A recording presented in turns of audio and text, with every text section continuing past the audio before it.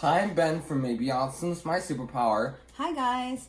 So today Ben and I wanted to jump on and make a quick video for you to help you with a possible strategy that may help you with your child when out in the community or visiting different places. And it's something I used with Ben that I remembered recently that I used with Ben because we haven't used it in a while to help him just have more success socially and safety-wise when he's out and about. So I'll share the strategy with you in a minute. Just want to give you a little background first. So when Ben was younger, and this is probably like around age 7 to maybe age 10, somewhere in that window. I only used this for a few years.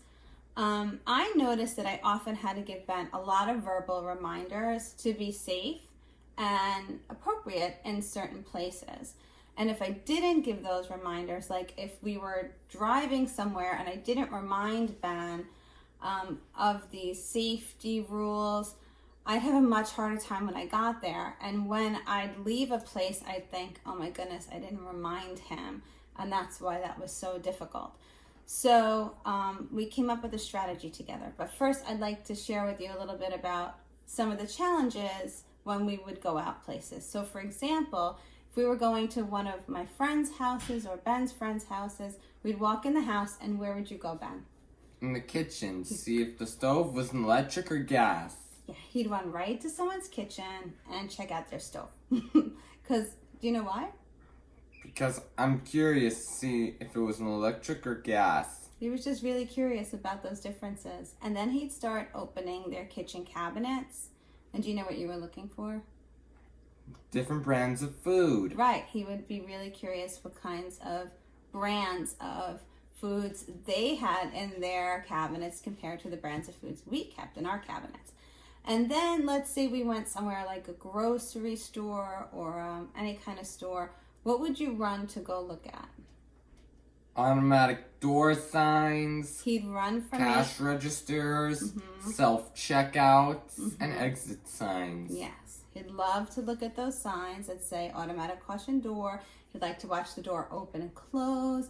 He'd like to run and see where the exit signs were. And he's fascinated with cash registers, right? And what brands were you looking at or looking for? NCR, IBM.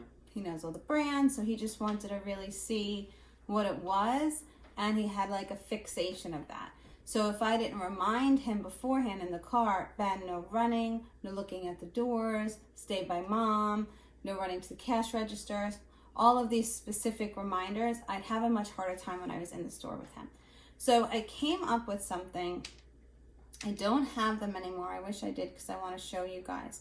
I made these rings. They were like key rings. And here's like a kind of an example, but it wasn't exactly like this, but I would take a ring and I would make my own cards with reminders. So let's say one card might say no checking the stoves, no opening people's cabinets, or stay by mom, no running to the signs, whatever it might be. It would be the rules for wherever we were going.